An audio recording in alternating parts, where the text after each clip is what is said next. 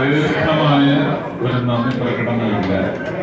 കാരണം 5 വർഷം ഞാൻ ഇനി നന്ദി അറിയിക്കേണ്ട ദീർഘമായ ഒരു കാലഘട്ടമാണ് മുന്നിൽ തൃശ്ശൂർക്കാർ കൊണ്ടുവന്ന് ഒരു പച്ച പരപതായി വിരിച്ച് സമ്മാനിച്ചിട്ടുണ്ട്. തൃശ്ശൂർ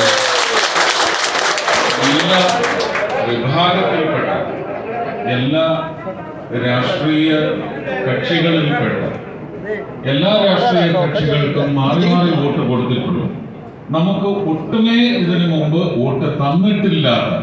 എന്നാൽ ഇപ്രാവശ്യം നമ്മളെ വാരിക്കോരി ഉണർന്ന് അനുഗ്രഹിച്ച വലിയ സമൂഹത്തിന് കാല് തൊട്ട്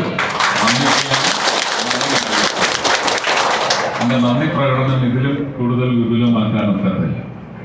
തീർച്ചയായിട്ടും ഭാരതീയ ജനതാ പാർട്ടിയുടെ കാര്യകർത്താവ് ഞാൻ ഓർക്കുന്നത് 2023 ഞാൻ പറയുന്നത് കേൾക്കണേ.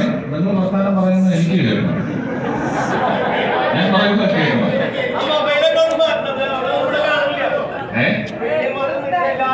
അതാണ് ഞാൻ പറഞ്ഞത്. ഇടയിൽ നിൽക്കുന്ന ആൾക്കാരൊന്നും ഇരിക്കണം.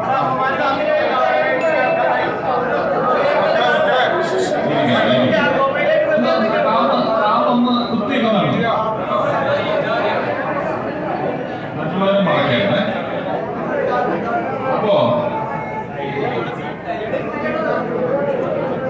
അങ്ങനെ നമ്മളെ അനുഗ്രഹിച്ച കേരളത്തിലെ ജനങ്ങളുടെ മുഴുവൻ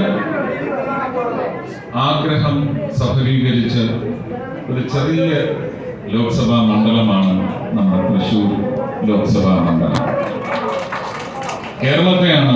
കേരളത്തിലെ ജനങ്ങളുടെ ഒരുപാട് ആവലാതികൾക്ക് ഉത്തരം നൽകുന്നതിനും പുതിയ രക്ഷയുടെ മാർഗത്തിന് ഇനിയും എന്നെ കൊണ്ട് പറയിട്ടില്ല. തെരഞ്ഞെടുപ്പിന്റെ പ്രചരണ യോഗമൊക്കെയാണെങ്കിൽ ഞാൻ കുറച്ച് ദേഷ്യപ്പെട്ടേനെ. ഇനിയിപ്പോ ദേഷ്യപ്പെടാനായിട്ട് മാനസികാവസ്ഥയില്ല. അതുകൊണ്ടാണ് ഞാൻ സംസാരിക്കുന്ന അത്രയും തന്നെ. കഴിഞ്ഞ